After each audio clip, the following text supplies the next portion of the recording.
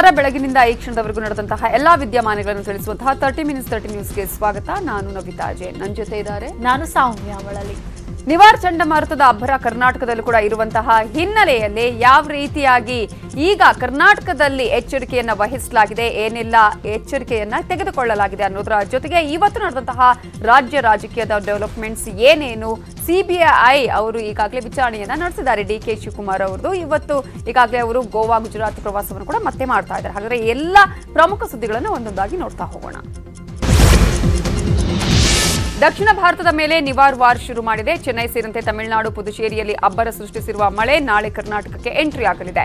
Cyclone ಅಬ್ಬರ ನಾಳೆಯಿಂದಲೇ ಹೆಚ್ಚಾಗಲಿದೆ ಅನ್ನುವ ಮುನ್ಸೂಚನೆ ಬಂದಿದೆ. ನಿವಾರ್ ತೀವ್ರ ಸ್ವರೂಪ ಪಡೆಯುವ ಸಾಧ್ಯತೆ ಇದೆ ಅಂತ ಹವಾಮಾನ ಇಲಾಖೆ ಮುನ್ನೆಚ್ಚರಿಕೆ ಕೊಟ್ಟಿದೆ. ಈ ಹಿನ್ನೆಲೆಯಲ್ಲಿ ತಮಿಳುನಾಡು, ಪುದುಚೇರಿ, ಆಂಧ್ರಪ್ರದೇಶದ ಹಲವು ಭಾಗಗಳಲ್ಲಿ ರೆಡ್ ಅಲರ್ಟ್ ಘೋಷಣೆ ಮಾಡಲಾಗಿದೆ. 3 ರಾಜ್ಯಗಳಲ್ಲಿ ಭಾರೀ ಮಳೆಯಾಗುವ ಸಾಧ್ಯತೆಗಳಿವೆ. ಮೀನುಗಾರಿಕೆಗೆ ಸಮುದ್ರಕ್ಕೆ ಇಳಿಯದಂತೆ ಸೂಚನೆ ನೀಡಲಾಗಿದೆ. ಈಗಾಗಲೇ ತಮಿಳುನಾಡಿನಲ್ಲಿ ಮಳೆಯಾಗ್ತಾ ಇದ್ದು 7 ಜಿಲ್ಲೆಗಳಲ್ಲಿ ಬಸ್ ಸಂಚಾರವನ್ನು ಸ್ಥಗಿತಗೊಳಿಸಲಾಗಿದೆ. ನಿವಾರ್ ಚಂಡಮಾರುತ ಹಿನ್ನೆಲೆಯಲ್ಲಿ ಸಿಲಿಕಾನ್ ಸಿಟಿ ಬೆಂಗಳೂರಿನಲ್ಲಿ 3 ದಿನ ಮಳೆಯಾಗುವ ಸಾಧ್ಯತೆ ಇದೆ. ದಕ್ಷಿಣ ಕರ್ನಾಟಕಕ್ಕೆ ಚಂಡಮಾರುತ ಅಪ್ಪಳಿಸ್ತಾ ಇದ್ದು ಇದರ ಪರಿಣಾಮ ಬೆಂಗಳೂರು ನಗರ ಹಾಗೂ ಗ್ರಾಮಾಂತರ, ಕೋಲಾರ, ಚಿಕ್ಕಬಳ್ಳಾಪುರ, ರಾಮನಗರ, ತುಮಕೂರು, ಮಂಡ್ಯ, ಚಾಮರಾಜನಗರದಲ್ಲಿ ಯೆಲ್ಲೋ ಅಲರ್ಟ್ ಘೋಷಿಸಲಾಗಿದೆ ಅಂತ ಹವಾಮಾನ ಇಲಾಖೆ ಮಾಹಿತಿಯನ್ನ ನೀಡಿದೆ. ಹಿಮಾಚಲ ಪ್ರದೇಶದಲ್ಲಿ ಭಾರೀ ಹಿಮಪಾತವಾಗ್ತಾ ಇದೆ. ಶಿಮ್ಲಾದಲ್ಲಿ ಭಾರೀ ಹಿಮಪಾತವಾಗ್ತಾ ಇದ್ದು ಜನ ಚಳಿಯಿಂದ ರೊಸಿ ಹೋಗಿದ್ದಾರೆ. ಭಾರೀ ಹಿಮದಿಂದ ಜನ ಮನೆಯಿಂದ ಹೊರಬರೋದಿಕ್ಕೂ ಸಾಧ್ಯ ಆಗ್ತಾ ಇಲ್ಲ. ವಾಹನ ಸವಾರರಂತೂ ಕಚೇರಿ ತೆರಳೋದಿಕ್ಕೆ ಹೆಣಗಾಡ್ತಾ ಇದ್ದಾರೆ. ಕೆಪಿಸಿಸಿ ಅಧ್ಯಕ್ಷ ಡಿಕೆ ಶಿವಕುಮಾರ್ ಸಿಬಿಐ ವಿಚಾರಣೆಗೆ ಹಾಜರಾಗಿದ್ರು. ಸುಮಾರು 45 ನಿಮಿಷಗಳ ಕಾಲ ವಿಚಾರಣೆ ಮಾಡಿದ ಸಿಬಿಐ ಅಧಿಕಾರಿಗಳು ವಾಪಸ್ ಕಳುಹಿಸಿದ್ದಾರೆ. ಸಂಜೆ 4 ಗಂಟೆಗೆ ಸಿಬಿಐ ಕಚೇರಿಗೆ ಆಗಮಿಸಿದ ಡಿಕೆಶಿ ವಿಚಾರಣೆಯನ್ನು ಮುಗಿಸಿ ಹೊರಟರು. ಕೇವಲ 45 ನಿಮಿಷಗಳ ಕಾಲ ಸಿಬಿಐನಲ್ಲಿ ವಿಚಾರಣೆ ನಡೆದಿದ್ದು ಮನೆಗೆ ತೆರಳಿದ್ರು. ಸಂಜೆ ದೆಹಲಿಗೆ ಹೋಗಬೇಕಾಗಿದೆ. ಅಹಮದ್ ಪಟೇಲ್ ಅಂತ್ಯಕ್ರಿಯೆಗೆ ಹೋಗಬೇಕು. ವಿಚಾರಣೆಗೆ ಅಗತ್ಯವಿದ್ರೆ ಮತ್ತೊಂದಿನ ಬರ್ತೀನಿ ಅಂತ ಸಿಬಿಐ ಅಧಿಕಾರಿಗಳ ಮುಂದೆ ಡಿಕೆ ಶಿವಕುಮಾರ್ ಮನವಿಯನ್ನ ಮಾಡಿಕೊಂಡ್ರು. ಮನವಿಗೆ ಸ್ಪಂದಿಸಿದ ಸಿಬಿಐ ಅಧಿಕಾರಿಗಳು ಒಪ್ಪಿಗೆ ನೀಡಿದ್ರು. 45 ನಿಮಿಷಗಳ ಕಾಲ ಸಿಬಿಐ ವಿಚಾರಣೆ ನಂತರ ಮನೆಯಲ್ಲಿ ವಿಶ್ರಾಂತಿಯನ್ನ ಪಡೆದ್ರು. ಕೆಪಿಸಿಸಿ ಕಚೇರಿಗೆ ತೆರಳಿ ಅಲ್ಲಿ ಅಹಮದ್ ಪಟೇಲ್ಗೆ ಶ್ರದ್ಧಾಂಜಲಿ ಕಾರ್ಯಕ್ರಮದಲ್ಲಿ ಭಾಗವಹಿಸಿದ್ರು. ಕಾಂಗ್ರೆಸ್ನ ಮಾಜಿ ಸಚಿವ ರೋಷನ್ ಬೇಗ್ ಅವರನ್ನ ಸಿಬಿಐ ವಶಕ್ಕೆ ನೀಡಲಾಗಿದೆ. ಐಎಂಎ ಬಹುಕೋಟಿ ಹಗರಣಕ್ಕೆ ಸಂಬಂಧಪಟ್ಟ ಹಾಗೆ ರೋಷನ್ ಬೇಗ್ ಪರಪ್ಪನ ಅಗ್ರಹಾರ ಜೈಲಲ್ಲಿ ಇದ್ರು. ಈಗ ಹೆಚ್ಚಿನ ವಿಚಾರಣೆಗಾಗಿ 3 ದಿನಗಳ ಕಾಲ ಸಿಬಿಐ ವಶಕ್ಕೆ ನೀಡಲಾಗಿದೆ. ಸಿಬಿಐ ವಿಶೇಷ ನ್ಯಾಯಾಲಯದಿಂದ ಆದೇಶ ನೀಡಲಾಗಿದ್ದು ನವೆಂಬರ್ 28ರಂದು ಬೆಳಗ್ಗೆ 11 ಗಂಟೆಯವರೆಗೆ ರೋಷನ್ ಬೇಗ್ ಸಿಬಿಐ ಕಸ್ಟಡಿಗೆ ನೀಡಲಾಗಿದೆ. ಶೀಘ್ರವೇ ಗ್ರಾಮ ಪಂಚಾಯಿತಿ ಚುನಾವಣೆ ಹಿನ್ನೆಲೆಯಲ್ಲಿ ಚುನಾವಣೆ ಘೋಷಣೆಗೂ ಮುನ್ನವೇ ಬಿಜೆಪಿ ಭರ್ಜರಿ ತಯಾರಿಯನ್ನ ಮಾಡಿಕೊಳ್ತಾ ಇದೆ. ರಾಜ್ಯಾದ್ಯಂತ ಸಮಾವೇಶ ನಡೆಸಲು ಬಿಜೆಪಿ ಮುಂದಾಗಿದೆ. ಗ್ರಾಮ ಸ್ವರಾಜ್ ಹೆಸರಿನಲ್ಲಿ ರಾಜ್ಯಾದ್ಯಂತ ಸಮಾವೇಶ ನಡೆಸಲು ಸಜ್ಜಾಗಿದೆ. ನವೆಂಬರ್ 27ರಂದು ಉಡುಪಿಯಲ್ಲಿ ಸಮಾವೇಶ ನಡೆಯಲಿದ್ದು ನವೆಂಬರ್ 28ರಂದು ದಕ್ಷಿಣ ಕನ್ನಡದಲ್ಲಿ ಸಮಾವೇಶ ನಡೆಯಲಿದೆ.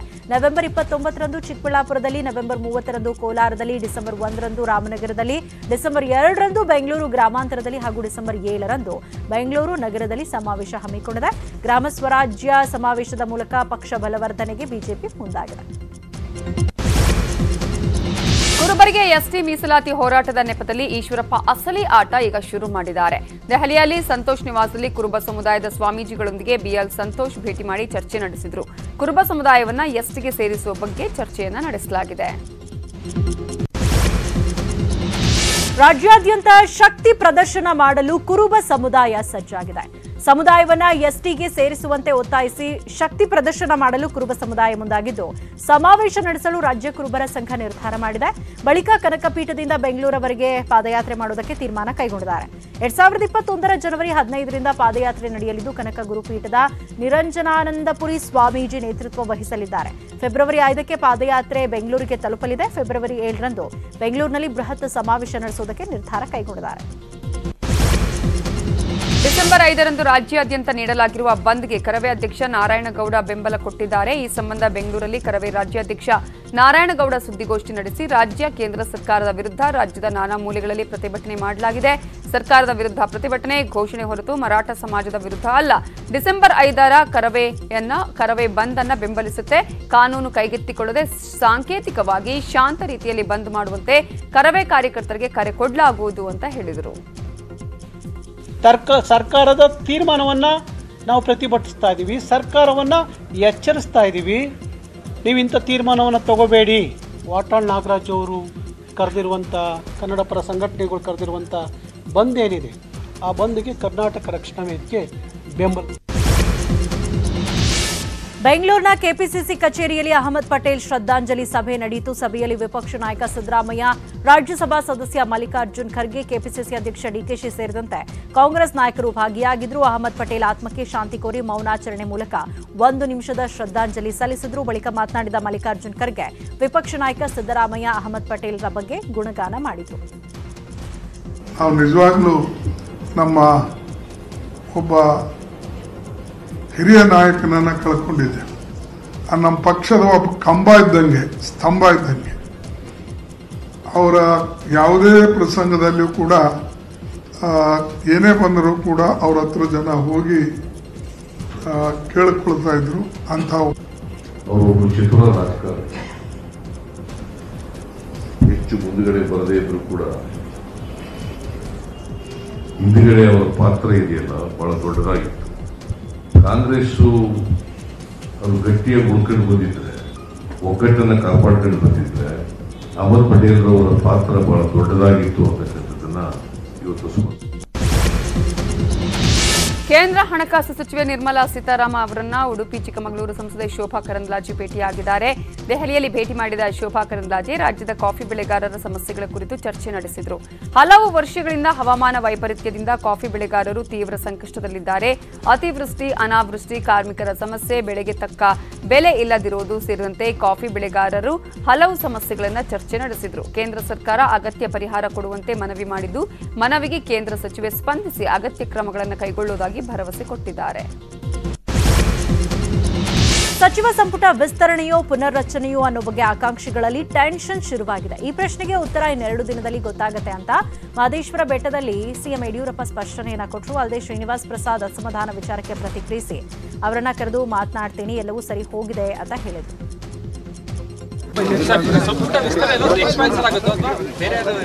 ನೋಡೋಣ, ಡೆಲ್ಲಿ ಅವ್ರು ಏನ್ ಹೇಳ್ತಾರೆ ಇವತ್ತು ನಾಳೆ ಗೊತ್ತಾಗುತ್ತೆ. ಅವ್ರು ಏನ್ ಹೇಳ್ತಾರೆ ಅದರ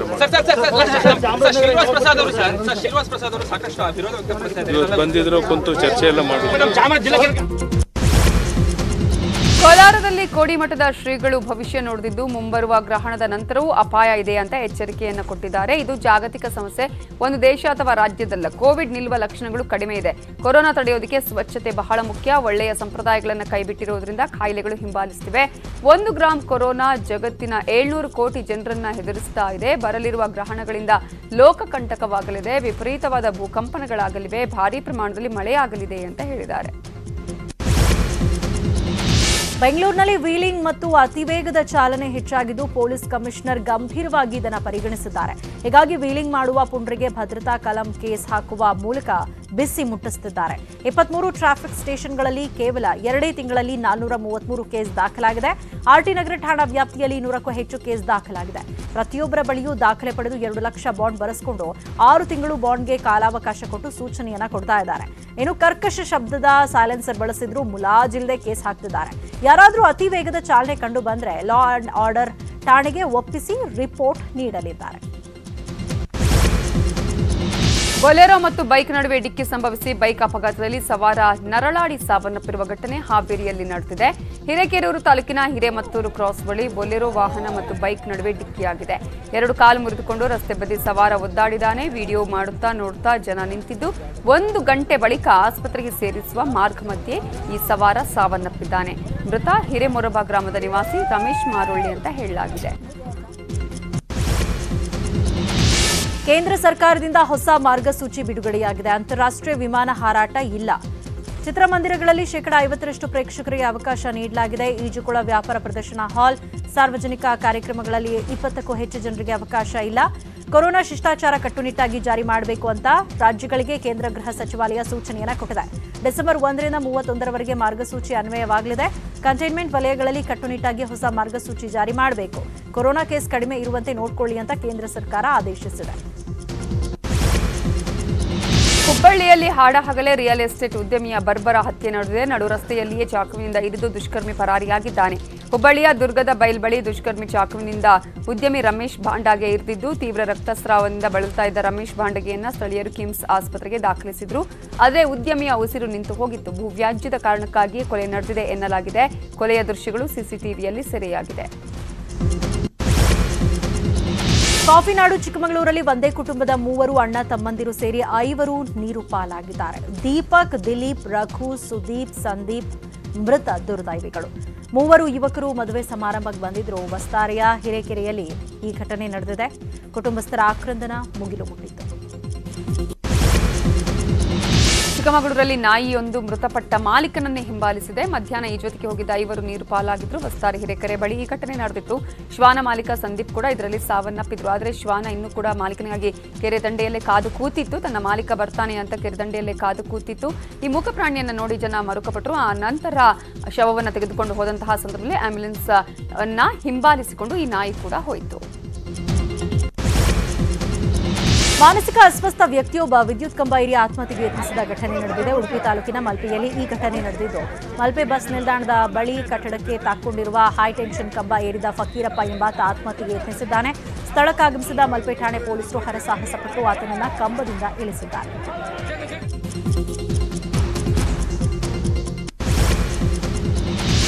ಉಳಿದ ಪ್ರಮುಖ 10 ಸುದ್ದಿಯನ್ನ ನೋಡೋಣ. ಚಿಕ್ಕ ಬ್ರೇಕ್ ಆದ್ಮೇಲೆ ಜಿಲ್ಲೆಯಲ್ಲಿ ತಳವಾರ ಪರಿವಾರ ಸಮುದಾಯಕ್ಕೆ ಎಸ್ಟಿ ಪ್ರಮಾಣ ಪತ್ರ ನೀಡಲು ಆಗ್ರಹಿಸಲಾಗಿದೆ. ಜಿಲ್ಲಾಧಿಕಾರಿ ಕಚೇರಿ ಎದುರು ಮರಕ್ಕೆ ನೇಣು ಹಾಕೊಳ್ಳಲು ಪ್ರತಿಭಟನಾಕಾರರು ಯತ್ನಿಸಿದ್ದಾರೆ. ಎಸ್ಟಿ ಪ್ರಮಾಣ ಪತ್ರ ನೀಡುವುದಾಗಿ ಡಿಸಿ ಭರವಸೆ ನೀಡುವಂತೆ ಪಟ್ಟು ಹಿಡಿದಿದ್ದು ಮರಕ್ಕೆ ಹಗ್ಗ ಕಟ್ಟಿ ನೇಣು ಹಾಕಲು ಯತ್ನಿಸಿದ್ದಾರೆ. ವಿಕಲಚೇತನ ನಾಗಪ್ಪ ತಳವಾರ ಎಂಬಾತ ಆತ್ಮಹತ್ಯೆಗೆ ಯತ್ನಿಸಿದ್ದಾನೆ. ಈ ವೇಳೆ ಪೊಲೀಸರು ಹಗ್ಗ ಕಸಿದುಕೊಂಡು ನಂತರ ನಾಗಪ್ಪನನ್ನ ಕೆಳಗಿಳಿಸಿದ್ದಾರೆ. ಡಿಬಿಐಎಲ್ ಜೊತೆ ಎಲ್ವಿಬಿ ಬ್ಯಾಂಕ್ ಅನ್ನ ವಿಲೀನಗೊಳಿಸಲಾಗಿದೆ. ಪ್ರಧಾನಿ ಮೋದಿ ನೇತೃತ್ವದಲ್ಲಿ ನಡೆದಂತಹ ಸಭೆಯಲ್ಲಿ ಈ ತೀರ್ಮಾನ ಕೈಗೊಳ್ಳಲಾಗಿದೆ. ಡಿಬಿಎಸ್ ಬ್ಯಾಂಕ್ ಇಂಡಿಯಾ ಲಿಮಿಟೆಡ್ ಜೊತೆ ಲಕ್ಷ್ಮೀ ವಿಲಾಸ್ ಬ್ಯಾಂಕ್ ಲಿಮಿಟೆಡ್ ವಿಲೀನ ಮಾಡಲಾಗಿದೆ. ಬ್ಯಾಂಕ್ ವಿಲೀನ ಯೋಜನೆಗೆ ಕೇಂದ್ರ ಸಚಿವ ಸಂಪುಟ ಸಭೆಯಲ್ಲಿ ಅನುಮೋದನೆ ಸಿಕ್ಕಿದ್ದು ಬ್ಯಾಂಕ್ ಠೇವಣಿದಾರರು ನಿಟ್ಟುಸಿರು ಬಿಟ್ಟಿದ್ದಾರೆ. ಶಿರಡಿ ಸಾಯಿಬಾಬಾ ಹುಂಡಿಯಲ್ಲಿ ಕೋಟ್ಯಾಂತರ ರೂಪಾಯಿ ಆದಾಯ ಹರಿದು ಬಂದಿದೆ. ನವೆಂಬರ್ 16ರಿಂದ ನವೆಂಬರ್ 24ರವರೆಗೆ ಅಂದರೆ ಕೇವಲ 8 ದಿನದಲ್ಲಿ 3 ಕೋಟಿ 10 ಲಕ್ಷ ರೂಪಾಯಿ ಕಾಣಿಕೆ ಬಂದಿದೆ. ಸಾಯಿ ಮಂದಿರವನ್ನು ತೆರೆದ ನಂತರ ಟ್ರಸ್ಟ್ ಹುಂಡಿಯಲ್ಲಿ ಕಾಣಿಕೆ ಹಣ ಹರಿದು ಬಂದಿದ್ದು ಮಾರ್ಚ್ 17ರಂದು ಲಾಕ್ಡೌನ್ನಿಂದ ಸಾಯಿ ಮಂದಿರ ಮುಚ್ಚಲಾಗಿತ್ತು. ರಾಜ್ಯ ಸರ್ಕಾರ ಅನುಮತಿಯೊಂದಿಗೆ ನವೆಂಬರ್ 16ರಂದು ದೇವಾಲಯವನ್ನು ತೆರೆಯಲಾಗಿತ್ತು. ಪ್ರತಿದಿನ ಸಾಯಿ ಟ್ರಸ್ಟ್ನಿಂದ ಸುಮಾರು 9,000 ಭಕ್ತರು ಸಾಯಿ ಸಮಾಧಿಗೆ ಭೇಟಿ ನೀಡುತ್ತಾರೆ. ಟೀಂ ಇಂಡಿಯಾ ಮಾಜಿ ಕ್ಯಾಪ್ಟನ್ ಎಂಎಸ್ ಧೋನಿ ಬಗ್ಗೆ ಕನ್ನಡಿಗ ಕೆಎಲ್ ರಾಹುಲ್ ಕೊಂಡಾಡಿದ್ದಾರೆ. ಐಪಿಎಲ್ ಸೋಲು ಟೀಂ ಇಂಡಿಯಾದಿಂದ ರಿಟೈರ್ಡ್ ಆಗಿದ್ರು. ಟೀಂ ಇಂಡಿಯಾ ಆಟಗಾರರಿಗೆ ಈಗಲೂ ಧೋನಿಯೇ ರೋಲ್ ಮಾಡೆಲ್. ಎದುರಾಳಿ ಟೀಮ್ನ ಕಟ್ಟಿ ಹಾಕೋ ತಂತ್ರ ಧೋನಿಯಿಂದಲೇ ಕಲಿಬೇಕು ಅಂತ ಕನ್ನಡಿಗ ಕೆಎಲ್ ರಾಹುಲ್ ಗುಣಗಾನ ಮಾಡಿದ್ದಾರೆ. ಉಡುಪಿಯ ಮಲ್ಪೆ ಪಡುಕೆರೆ ಭಾಗದಲ್ಲಿ ಸಮುದ್ರದ ಅಲೆಗಳು ಹಸಿರು ಬಣ್ಣಕ್ಕೆ ತಿರುಗ್ತಾ ಇದೆ. ಅತಿಯಾಗಿ ಮಳೆಯಾದ ವರ್ಷಗಳಲ್ಲಿ ಕಡಲು ಹಸಿರಾಗುವುದು. ರಾತ್ರಿಯಾದರೆ ನೀಲಿ ಬಣ್ಣ, ಹಗಲೆಲ್ಲ ಹಸಿರು ಪಾಚಿ ಇರುತ್ತೆ. ಹಸಿರು ಅಲೆಗಳಿಗೆ ರಾಸಾಯನಿಕ ಪ್ರಕ್ರಿಯೆ ಕಾರಣ ಅಂತ ಹೇಳಲಾಗ್ತಾ ಇದೆ. ಸೂಕ್ಷ್ಮಾಣು ಜೀವಿಗಳುಳ್ಳ ಪಾಚಿಯಿಂದ ಕಡಲಿನ ಬಣ್ಣ ಬದಲಾಗ್ತಾ ಇದೆ. ಈ ಜೀವಿಯ ಸಂಖ್ಯೆ ಹೆಚ್ಚಾದಾಗ ತೀರ ಪ್ರದೇಶ ಹಸಿರಾಗುತ್ತೆ ಎನ್ನಲಾಗಿದೆ. ಇನ್ನುಳಿದ ಪ್ರಮುಖ 5 ಸುದ್ದಿಯನ್ನು ನೋಡೋಣ. ರಾಯಚೂರು ಜಿಲ್ಲೆಯ ಮಲ್ಲಟದ ಹೊರ ವಲಯದಲ್ಲಿ ಗೂಡ್ಸ್ ಟಮ್ಟಮ್ ವಾಹನದಲ್ಲಿ ಮಕ್ಕಳನ್ನ ಫುಟ್ವೇರ್ ಮೇಲೆ ಸಾಗಿಸಲಾಗ್ತಾ ಇದ್ದ ದೃಶ್ಯ ಸೆರೆಯಾಗಿದೆ. ಬೆಳ್ಳಂಬೆಳಗ್ಗೆ ಮಕ್ಕಳನ್ನ ಕೂಲಿ ಕೆಲಸಕ್ಕೆ ಸಾಗಿಸಲಾಗ್ತಾ ಇದೆ ಅಂತ ಹೇಳಲಾಗ್ತಾ ಇದ್ದು ಈ ದೃಶ್ಯ ಸ್ಥಳೀಯರ ಮೊಬೈಲ್ನಲ್ಲಿ ಸೆರೆಯಾಗಿದೆ. ಆಟೋ ಫುಟ್ವೇರ್ ಮೇಲೆ ಜೋತು ನಿಂತು ಮಕ್ಕಳನ್ನ ಅಕ್ರಮವಾಗಿ ಸಾಗಿಸಲಾಗ್ತಾ ಇದೆ. ಇಷ್ಟಾದರೂ ಅಧಿಕಾರಿಗಳು ಕೆಲವೆಡೆ ಕಾಟಾಚಾರಕ್ಕೆ ದಾಳಿ ನಡೆಸಿ ಕೈ ತೊಳ್ಕೊಳ್ತಾ ಇದ್ದಾರೆ ಅನ್ನೋದು ಜನರ ಆಕ್ರೋಶ. ಬಿಸಿಲನಾಡು ರಾಯಚೂರಲ್ಲಿ ಗ್ರಾಮಸ್ಥರಿಂದಲೇ ಕಾಡು ರಕ್ಷಣೆ ಮಾಡಿದ್ದಾರೆ. ದೇವದುರ್ಗ ತಾಲೂಕಿನ ಲಿಂಗದಹಳ್ಳಿಯಲ್ಲಿರೋ ಬೆಟ್ಟದಲ್ಲಿ ಒಂದು ಹುಲ್ಲು ಕಡ್ಡಿಯನ್ನು ಸಹ ಜನ ತಗೊಂಡು ಹೋಗಲ್ವಂತೆ. ಸುಮಾರು 100 ಎಕರೆ ಭೂಪ್ರದೇಶದಲ್ಲಿ ಹಬ್ಬಿರುವ ಕಾಡಲ್ಲಿ ಈವರೆಗೂ ಗಿಡ ಮರಗಳಿಗೆ ಗ್ರಾಮಸ್ಥರು ಕೊಡಲಿ ಹಾಕಿಲ್ವಂತೆ. ಆರಾಧ್ಯ ದೈವ ಪರಮಾನಂದ ಬೆಟ್ಟವನ್ನ ರಕ್ಷಿಸ್ತಾನೆ ಅನ್ನುವ ನಂಬಿಕೆ ಇದೆ ಅಂತ ಅಲ್ಲಿನ ಜನರ ನಂಬಿಕೆ. ಕಟ್ಟಿಗೆ ತಂದ್ರೆ ಮನೆಯಲ್ಲಿ ತೊಂದರೆ ಆಗುತ್ತೆ ಅನ್ನುವಂತಹ ನಂಬಿಕೆ ಕೂಡ ಅಲ್ಲಿನ ಜನರಲ್ಲಿ ಇದೆ. ಕಾಂಗ್ರೆಸ್ ಪಕ್ಷದ ಹಿರಿಯ ನಾಯಕ ಅಹಮದ್ ಪಟೇಲ್ ವಿಧಿವಶರಾಗಿದ್ದಾರೆ. 71 ವರ್ಷದ ಅಹಮದ್ ಪಟೇಲ್ ಅವರಿಗೆ ಇತ್ತೀಚೆಗೆ ಕೋವಿಡ್ ಪಾಸಿಟಿವ್ ಆಗಿತ್ತು ಅಲ್ಲದೆ ಬಹು ಅಂಗಾಂಗ ವೈಫಲ್ಯದಿಂದ ಬಳಲ್ತಾ ಇದ್ರು. ಹೆಚ್ಚಿನ ಚಿಕಿತ್ಸೆಗಾಗಿ ಗುರುಗ್ರಾಮದ ವೇದಾಂತ ಆಸ್ಪತ್ರೆಗೆ ಶಿಫ್ಟ್ ಮಾಡಲಾಗಿತ್ತು. ವಾರದ ಹಿಂದೆ ಅವರ ಆರೋಗ್ಯ ತೀವ್ರ ಹದಗೆಟ್ಟಿದ್ದು ವೆಂಟಿಲೇಟರ್ ವ್ಯವಸ್ಥೆಯನ್ನ ಮಾಡಲಾಗಿತ್ತು. ತಿಂಗಳಿನಿಂದ ಸಾವು ಬದುಕಿನ ನಡುವೆ ಸೆಣಸಾಡಿದ ಅಹಮದ್ ಪಟೇಲ್ ಇಂದು ಮುಂಜಾನೆ ಮೃತಪಟ್ಟಿದ್ದಾರೆ. ನಾಳೆ ಅಹಮದ್ ಪಟೇಲ್ ಅಂತ್ಯಕ್ರಿಯೆ ನಡೆಯಲಿದೆ.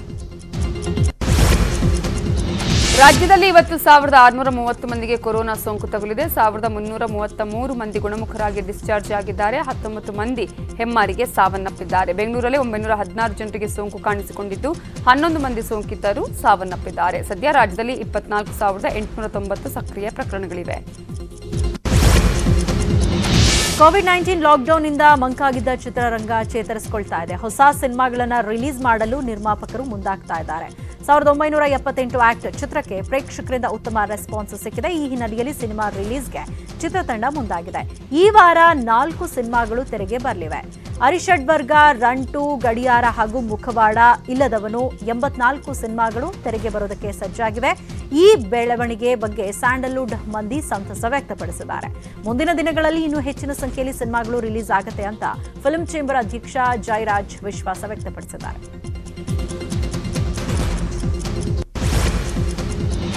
ಶೌಚಾಲಯ